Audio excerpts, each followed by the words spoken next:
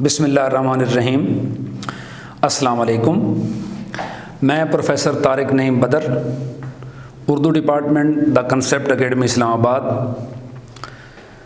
عزیز طلبہ و طالبات، پچھلے لیکچر میں ہم نے خواجہ الطاف حسین حالی کا تعارف پڑھا تھا۔ آپ کا جماعت النحم کا جو سلیبس ہے، جس کو اردو میں نصاب کہتے ہیں، اس کا پہلا سبق ہم پڑھ رہے تھے حمد آپ کی کتاب کے صفحہ نمبر 106 پہ موجود ہے، 106 پہ، اور ہمارا پہلا سبق چل رہا ہے۔ اس دن ہم نے خواجہ صاحب کی کا تعارف پڑھا تھا بڑی تفصیل سے۔ امید واسق ہے کہ بات آپ کو اچھی طرح سمجھ آ گئی ہوگی۔ پہلے بھی بتا چکا ہوں، کسی قسم کی کوئی کنفیوژن، کسی قسم کا کوئی سوال ہوتا ہے، آپ کے دماغ میں پیدا ہوتا ہے، آپ سمجھتے ہیں یہ چیز تشریح طلب ہے، یہ اس بات پہ مجھے کچھ اور تفصیل چاہیے، یہ سوال کا جواب نہیں ملا، تو آپ ہماری اکیڈمی کے ای میل بھی کر سکتے ہیں ایڈریس پہ، اور ہمارے اکیڈمی کے نمبرز پہ کال بھی کر سکتے ہیں۔ تو کوئی بھی آپ کے دماغ میں بات پیدا ہو، کسی بھی سبجیکٹ کے حوالے سے، کسی بھی سبق کے حوالے سے آپ پوچھ سکتے ہیں، کوئی ممانعت نہیں ہے۔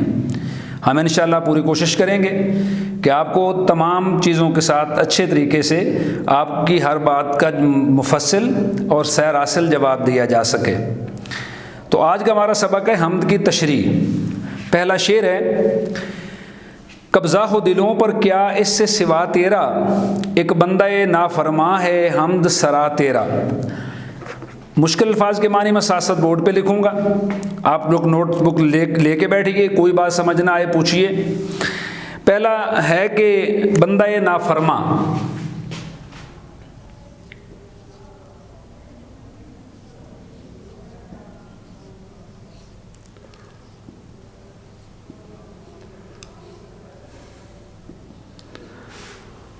بندہ نافرماں کے معنی ہیں نافرمان بندہ۔ دوسرا لفظ ہے حمد سرا۔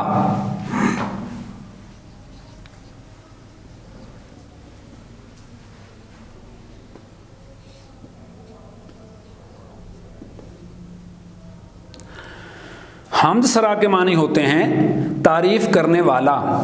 یہاں پہ خواجہ الطاف حسین حالی صاحب نے رب رحیم کو مخاطب کر کے کہا ہے کہ اے میرے اللہ، اے میرے رب، قبضہ ہو دلوں پہ کیا اور اس سے سوا تیرا۔ بات کرنے کا مقصد یہ ہے کہ اے میرے اللہ، تیرے علاوہ کسی کا بھی ہمارے دلوں پہ قبضہ نہیں ہے۔ اور اس کا ثبوت پیش کرنے کے لیے خواجہ صاحب کہتے ہیں کہ میں ایک نافرما بندہ ہوں۔ ہم اللہ تعالیٰ کی بہت سی بتائی ہوئی تعلیمات پہ عمل نہیں کرتے۔ ہم رب رحیم کی بتائی ہوئی جو تعلیمات ہیں، ان کے بھیجی ہوئی جو قرآن مجید ہے، جو ان کے کلمات ہیں، ہم بہت ساری جگہوں پہ کوتاہی کرتے ہیں۔ مثلاً سینکڑوں مرتبہ شاید ذکر ہے قرآن مجید میں کہ وقیم الصلاۃ، نماز قائم کرو، نماز پڑھو۔ بہت کم لوگ ہیں جو اللہ بھیجی ہوئی تعلیمات پہ عمل کرتے ہیں، نماز پڑھتے ہیں۔ بہت سے احکامات ہیں، اسلامی تعلیمات جتنی بھی ہیں، بنیادی طور پہ بیس اس بات پہ کرتی ہیں کہ رب رحیم نے کیا ارشاد فرمایا۔ تو کہنے کا مطلب یہ کہ جب ہم پہ کوئی تکلیف آتی ہے، کوئی دکھ آتا ہے، کوئی پریشانی آتی ہے، تو ہم یہ سمجھتے ہیں کہ یہ اللہ تعالیٰ ہم سے ناراض ہو گیا، اللہ کی ناراضگی کی وجہ سے ہم پہ یہ تکلیف آئی، اور ہم دل میں بدگمانیاں خیال کرتے ہیں، جبکہ یہ مناسب بات نہیں ہے۔ تو شاعر کہتا ہے کہ میں چونکہ نافرما بندہ ہوں، میں اے اللہ جتنے احکامات تیرے دیے ہوئے ہیں، میں ان احکامات پہ عمل نہیں کرتا، اس کے باوجود اے میرے رب تو دیکھ کہ میں پھر بھی تیری ہی تعریف کر رہا ہوں۔ اس بات میں کوئی شک نہیں کہ اللہ زمین و آسمان کا اور پوری کائنات کا نور ہے۔ مانی اللہ تعالیٰ کی جو ذات باری تعالیٰ ہے وہ پوری کائنات پہ چھائی ہوئی ہے، اور ایک مقام پہ ارشاد باری تعالیٰ ہے قرآن مجید میں کہ جو یہ سمجھتے ہیں کہ قرآن مجید کا ارشاد میں اللہ تعالیٰ کا ارشاد باری تعالیٰ ہے، اللہ تعالیٰ فرماتے ہیں کہ جو یہ سمجھتا ہے کہ اس کائنات کا بنانے والا خالق کوئی اور ہے تو اسے چاہیے کہ وہ اس کائنات سے نکل جائے، وہ زمین سے باہر نکل جائے، میری بنائی ہوئی کائنات سے نکل جائے۔ پھر اسی طرح ایک اور مقام پہ رب کریم نے ارشاد فرمایا کہ اے نبی آپ کہہ دیں جو کہتے ہیں کہ رب رحیم نہیں ہے، اللہ کریم کوئی ہستی اس نام کی موجود نہیں ہے، انہیں کہیے کہ وہ ایک مکھی تو بنا کے دکھائیں، اور مکھی تو مکھی رہ گئی، وہ مکھی کا پر نہیں بنا سکتے۔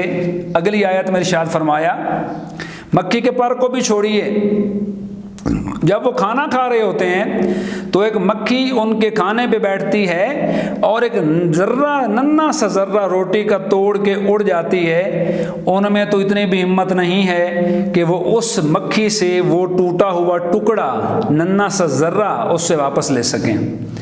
تو اس لیے تمام باتوں کی ہوتے ہوئے، تمام باتوں کی موجودگی کے باوجود انسان بڑا ناشکرا ہے۔ ایک مثال سادہ سی دینا چاہوں گا، یاد رکھیے دنیا کی ہر چیز زمین سے پیدا ہوتی ہے، زمین میں ختم ہو جاتی ہے۔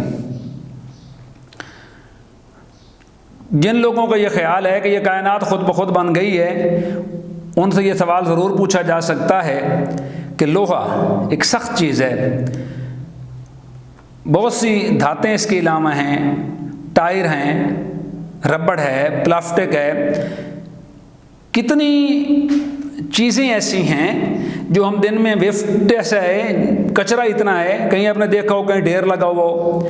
اللہ کا بنایا ہوا نظام ہے کہ وہ ساری کی ساری چیزیں زمین سے پیدا ہوتی ہیں، وہ زمین میں ختم ہو جاتی ہیں۔ لیکن چاول کا ایک ننھا سا ذرہ،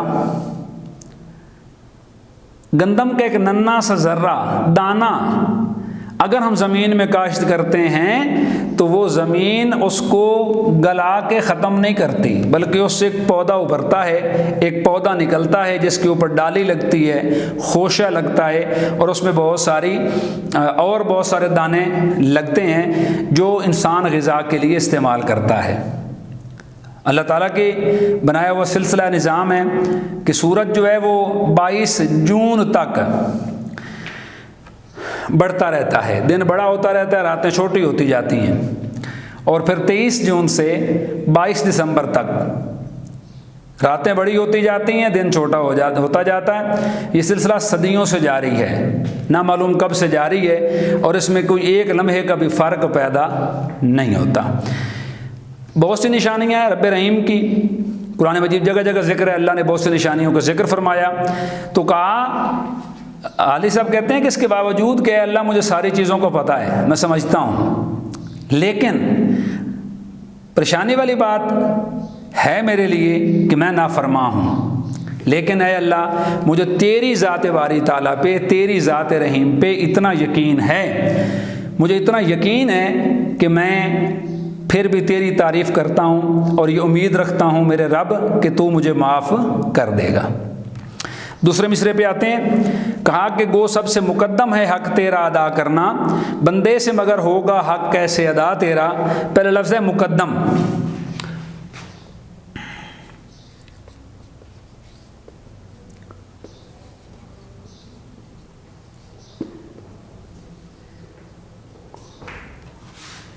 مقدم کے معنی ہے پہلا یا ضروری، بندے سے مگر ہوگا حق کیسے ادا تیرا۔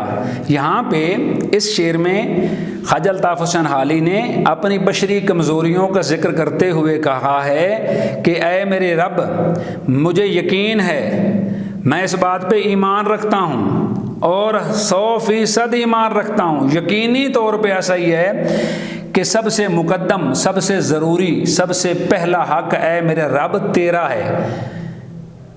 یعنی اگر اللہ تو نے دل بنایا تو اپنے لیے بنایا، ماتھا بنایا تو اپنے لیے بنایا، اور سجدہ کرنے کا کسی کو حکم دیا تو وہ اللہ تو نے اپنے لیے دیا۔ کہا سب باتیں مجھے میں سمجھتا ہوں اور میں یقین رکھتا ہوں کہ تیرا حق ادا کرنا سب سے ضروری ہے، بندے سے مگر کہ ہوگا حق کیسے ادا تیرا۔ لیکن چونکہ میں انسان ہوں، میرے اندر بہت سی بشری خامیاں ہیں، انسانی خامیاں ہیں۔ یہاں پہ کچھ ذکر اس کا ہے کہ حضرت آدم علیہ السلام کو جب رب کائنات نے بنایا، تخلیق کیا مٹی سے، کھڑکھڑاتی ہوئی مٹی سے، تو آپ کو رہنے کو جنت عطا ہوئی، جنت میں آپ کو رکھا گیا، لیکن شیطان کے ورغلانے پہ آپ نے وہ پودا کھا لیا جس کو عام علماء فقہا جو ہیں وہ کہتے ہیں گندم تھی۔ وہ گندم کا پودا کھا لیا، وجہ کیا تھی؟ اللہ کا حکم نہیں مانا، شیطان نے ورغلایا۔ سورہ البقرہ میں پوری تفصیل موجود ہے، جو قرآن مجید کی دوسری سورت ہے۔ کہا کہ جب آپ کو بنایا حضرت آدم علیہ السلام کو، تو اللہ نے حکم دیا سب فرشتوں کو کہ آدم کو سجدہ کرو۔ ابلیس، جس کو ہم شیطان کہتے ہیں، فرشتوں کا استاد تھا اور اس زمین کے چپے چپے پہ سجدہ کیا تھا، بڑا عبادت گزار تھا۔ اس نے کہا میں سجدہ نہیں کرتا ہوں۔ تمام فرشتوں نے، تمام جن کو رب کائنات نے حکم دیا، سب نے آدم کو سجدہ کیا۔ نہیں کیا تو شیطان نے نہیں کیا۔ کہا تم نے سجدہ کیوں نہیں کیا؟ کہا میں تو آگ کا بنا ہوں، یہ مٹی کا بنا ہوا ہے، آگ افضل ہے، میں سجدہ نہیں کرتا ہوں۔ تو میرے رب نے کہا کہ میری بارگاہ سے نکل جا، میری سب سے جو بہترین مخلوق ہے، اشرف المخلوقات انسان کو تو نے سجدہ نہیں کیا، راندہ درگاہ ہو جا، نکل جا میری بارگاہ سے۔ شیطان نے کہا اچھا، صدیاں ہو گئی میں نے اے اللہ تیری عبادتیں کی، اور تو اس انسان کی خاطر مجھے کہتا ہے میری بارگاہ سے نکل جا، میں نکل جاؤں گا، لیکن یاد رکھنا مجھے پر وقت دے دے، کب تک؟ الی یوم الدین، قیامت کے دن تک میں تیری اس بنائی ہوئی مخلوق کو کیا کروں گا؟ گمراہ کروں گا۔ تو میرے رب نے کہا کہ جو میرے لوگ ہوں گے وہ تیری گمراہی میں نہیں آئیں گے۔ اشارہ ہے اس کی طرف، تو کہا کہ انسان کے اندر یہ فطری کمزوریاں موجود ہیں۔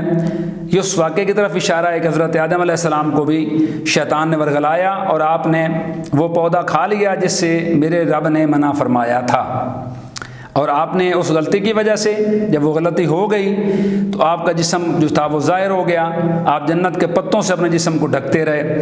اس لیے پھر اللہ تعالیٰ نے کہا کہ ابھی جنت اگر چاہیے دوبارہ اس کا حصول چاہیے تو اس کے لیے اب تمہیں محنت کرنی پڑے گی، اور اللہ کو زمین پہ آدم علیہ السلام کو زمین پہ اتار دیا گیا۔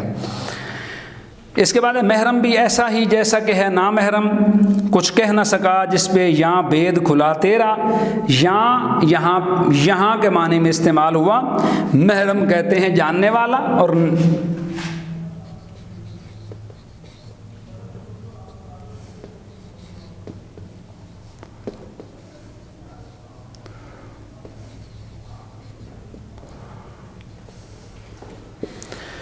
محرم کے معنی جاننے والا، اور نامحرم کے معنی نہ جاننے والا، اور بید کھلا، بید کے معنی راز۔ شاعر کہتا ہے کہ اے میرے رب، ہم اگر تیری ذات کو جان لیں، تیری ذات کو جان لیں، تیرے بنائی ہوئی پوری کائنات کو جان لیں، ہمارے لیے ممکن نہیں ہے۔ کیا کر سکتے ہیں ہم؟ اگر ہم آپس کی بات کریں، سادہ سی کچھ چیزیں ہیں، ہم پی ایچ ڈی کر لیتے ہیں کسی ایک مضمون میں، بہت پڑھ لیا، بڑا علم حاصل کر لیا، اس سے زیادہ ہم کچھ نہیں کر سکتے۔ اسکالر بن گئے کسی ایک مضمون میں۔ یاد رکھیے رب رحیم کی بنائی ہوئی کائنات اتنی وسیع ہے کہ اگر ہم ساری عمر سیکھتے ہوئے گزار دیں، جانتے ہوئے گزار دیں، تو بھی ہم اتنی بڑی کائنات کے علوم میں سے ایک قطرہ بھی نہیں سیکھ سکتے۔ اس لیے شاعر نے یہ کہا ہے کہ جس پہ یہ راز میرے رب یہ راز کھل جاتا ہے کہ میں سب کچھ جاننے کا دعویٰ کرنے کے باوجود بھی کچھ نہیں جانتا، تو وہ بات کی ہے کہ جو یہاں پہ میرے رب تجھے سمجھ گیا وہ بھی، اور جو تیری ذات کے رازوں کو، تیری کائنات کے رازوں کو نہیں پا سکا وہ بھی، دونوں ہی برابر ہیں۔ پھر کا جچتا نہیں نظروں میں یا خیلات سلطانی، جچنا کے معنی ہوتا ہے اچھا لگنا، خوبصورت لگنا، پیارا لگنا۔ خیلات سلطانی کے معنی بادشاہ کا لباس۔ کملی میں مگن رہتا ہے، کملی میں مگن اپنی رہتا ہے گدا تیرا۔ جچنا کے معنی پسند آنا، اچھا لگنا۔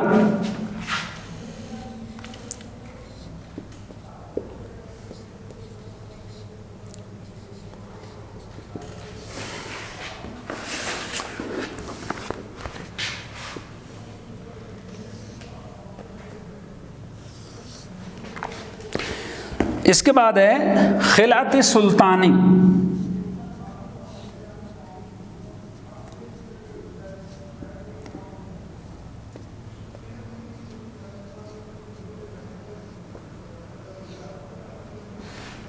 معنی شاہی لباس، کملی میں فقیر کی چادر.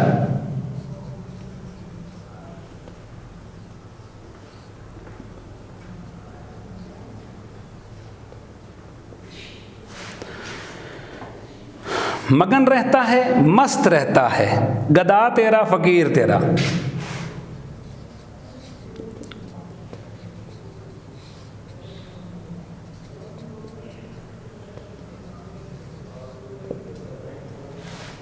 یہاں پہ شاعر نے اپنی بات کرتے ہوئے کہا ہے کہ اے میرے رب رحیم، اے میرے مالک، جو کچھ تو نے مجھے عطا کیا میں اس میں خوش رہتا ہوں. سادہ الفاظ میں اگر ہم بات کریں، آسان الفاظ میں اگر ہم یہ بات کریں تو شاعر کے کہنے کا مطلب یہ ہے کہ اے اللہ، جب سے میں نے تجھے پہچان لیا، جب سے میں نے تیری پہچان کر لی، تو میری نظروں میں بادشاہ کے لباس کی کوئی وقت یا کوئی اہمیت نہیں ہے. معنی جو کچھ تو نے مجھے دے رکھا ہے میں اس میں خوش ہوں، میں اس میں اپنی ذات کو بڑا مطمئن محسوس کرتا ہوں.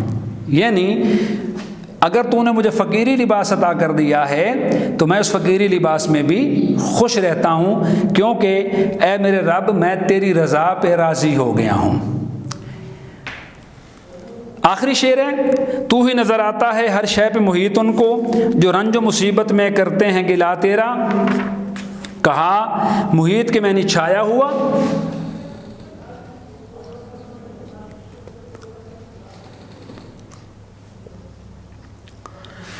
یہاں بھی جو رنج و مصیبت میں کرتے ہیں گلا تیرا، یہاں پر بھی شاعر نے یہ بات بتانے کی کوشش کی ہے کہ اے میرے رب، وہ لوگ جو تیرا ہی گلا کرتے ہیں، ہر وقت تیرے بارے میں الٹا سیدھا سوچتے ہیں کہ پتہ نہیں رب ہے یا نہیں ہے، ہمارے لیے پریشانی مسائل کا باعث ہے، مسئلہ ہے. تو کہا کہ جو رنج مصیبت میں میرے رب تیرا گلا کرتے ہیں، تو ہی ان کو ہر اس چیز پہ محیط نظر آتا ہے، تو ہی ہر چیز پہ ان کو چھایا ہوا نظر آتا ہے. کہنے کا مطلب یہ کہ اے میرے اللہ، تیری ذات کے علاوہ کائنات میں ایسی کوئی چیز نہیں ہے جو انسان کا یہ مددگار ثابت ہو سکے. 2 شعر باقی ہیں اور مشق، یہ انشاءاللہ ہم کریں گے اگلے لیکچر میں. کسی قسم کا کوئی سوال ہو تو آپ پوچھ سکتے ہیں. بہت شکریہ.